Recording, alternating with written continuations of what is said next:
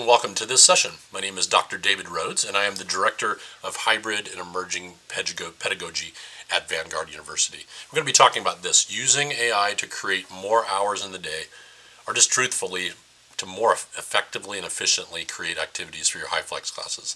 We know that faculty only have so much time. We want to be able to help you and help your faculty, if you're a designer, to be able to make the most of their time and be able to create classes, specifically HyFlex classes that are a lot of work.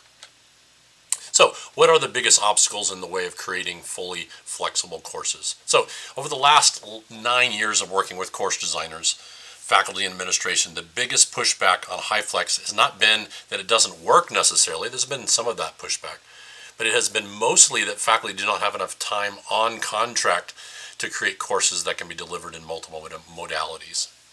Most professors are off contract during the summer, and then they have to quickly ramp up and build and teach 4 to 5 classes during that semester.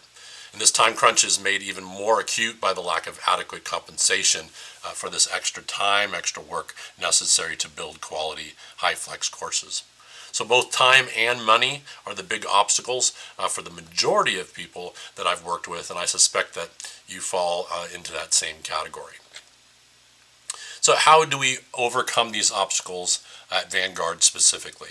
So during the pandemic and up until about a year ago, we were able to secure funding for summer course builds, along with help from myself and a team of coaches that were well versed in flexible course design. We were able to come alongside those faculty and help build, but also we're able to get that funding to be able to give them an adequate amount of money so it'd make it worth their while.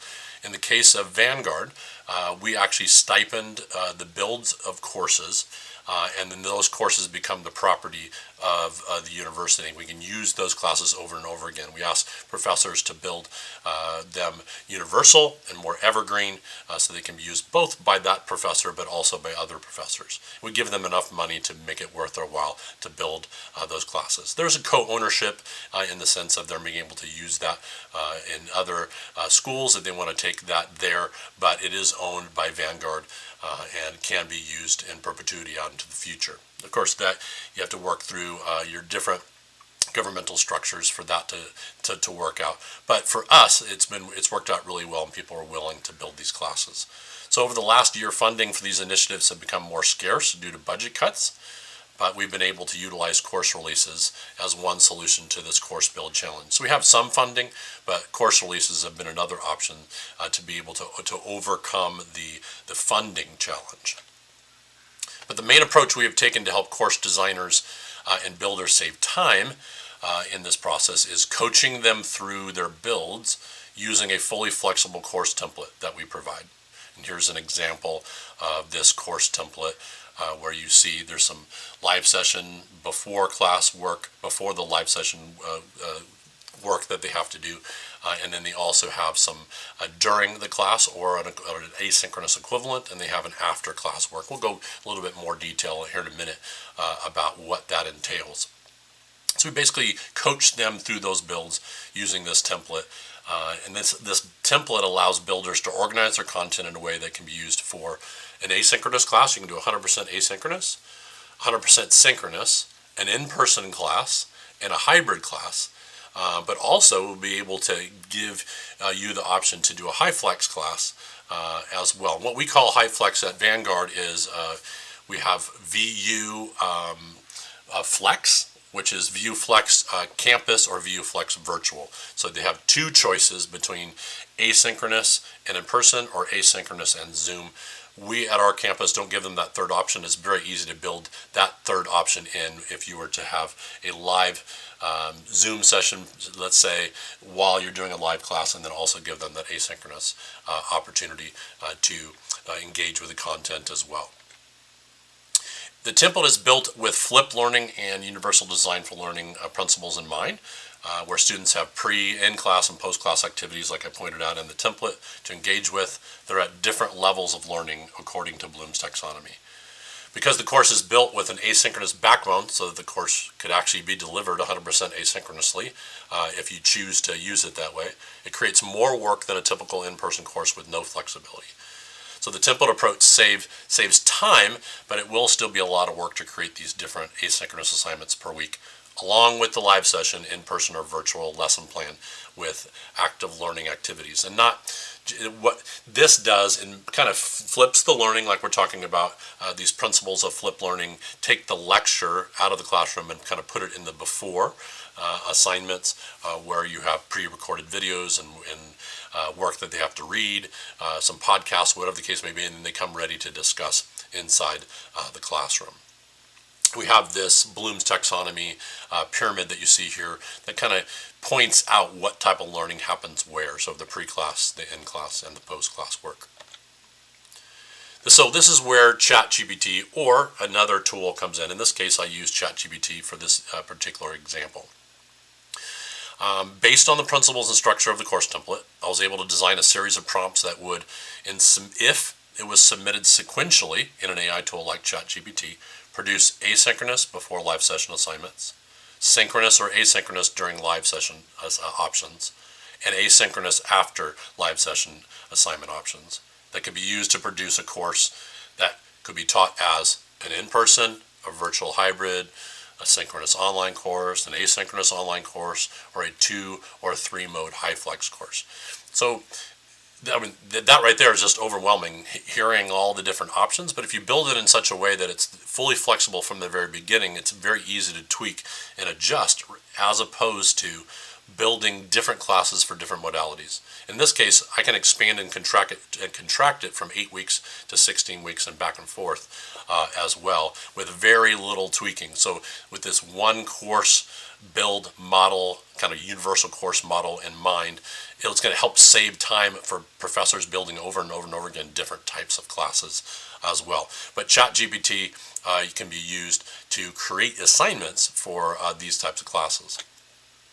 So I have here a kind of picture of the enhanced course workload estimator. And the reason that I have that there is because many times when ChatGPT creates these assignments, it's going to take way longer in real life than what they calculated, and they have way too many hours. So what I would propose is that you use the course workload estimator in general, even if you're not using AI, to, after the prompts kick out, the kind of produce your assignment options, and just go through with the workload estimator, make sure that the reading and the quizzing and the writing and all this stuff is within your hours that you have in your course. In general, you have 120 hours in a 3-credit course, so it's about 40 hours per credit.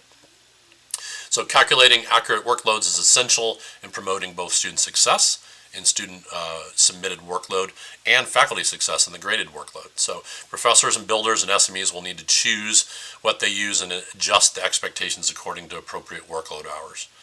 In the highlighted areas in the prompts, as you'll see, is where individual professors and builders and SMEs will need to insert their own course and student level specifics. So you see the highlighted area here. In this case, it's a social justice class. I have specific reading that I kind of pulled from a particular syllabi, the particular chapter, particular book. I name it and give as much detail as possible because it can actually access a lot of this material. It's not in every case, but in this case, it was able to pull that. Tells you what you give it as much information as possible, including the type of students that you're teaching and the type of class. I put in the video link, name of the video, and then I have very specific wording in the prompt. Assess students according to Bloom's taxonomy, remembering, recognizing, recalling, understanding, interpreting. So I give all this detail inside the prompt. And it took me a while to work through and get that very specific detail in there to make sure that it produced an adequate assignment option. And here are some examples, small, but you also have a link in a document that will be linked to you in the chat, but also in those people that are watching this video at their own convenience. We'll also have the link to the document available for you as well that has this information in here. A little bit bigger, and you'll be able to go through all of what it produced. So the example here is assignment with instructions on what it's trying to hit, the learning objectives, recall and describe, exemplifying, clarifying, using some of those verbs that I put in there. And of course, they're giving you too many prompts than you actually need, but you can choose that according to how many hours are in your class. Another example of what it produces is actually this mission and grading criteria that can be tweaked to fit the builder's context as well. Of course, you need to tweak that according to what LMS you have and adjust accordingly. But it helps if you want to build this inside of a rubric. Again, these prompts produce multiple options for the before live session, the during, and the post kind of after live session activities, including the lesson plans for the live sessions. This is a significant time savings for our faculty and designers, and hope it can be for you and your faculty as well. And hopefully, as you work your way through it and experiment with these AI tools like ChatGPT, there's a lot more things that can be used to save some time. And of course, you can dive deep and go too far and get too many options, and it will overwhelm. But hopefully this will help cut a significant amount of time out of creating these optional assignments. And as you're thinking through on universal design for learning terms, you can even start to give them options. I would recommend you only have one option for each of these types of assignments in each of these weeks and modules as you're building it at first, but then you teach it, and then maybe start adding some options as you tweak and go forward if you're the one actually teaching it. And if you're not the one teaching it and you're kind of handing it off to professors to teach, I would encourage you to encourage your faculty to be able to only try the minimum version of this, even though they have all these options, and then in future semesters they can add and subtract and tweak according to what their needs are and how the students are reacting and how they're engaging with the material.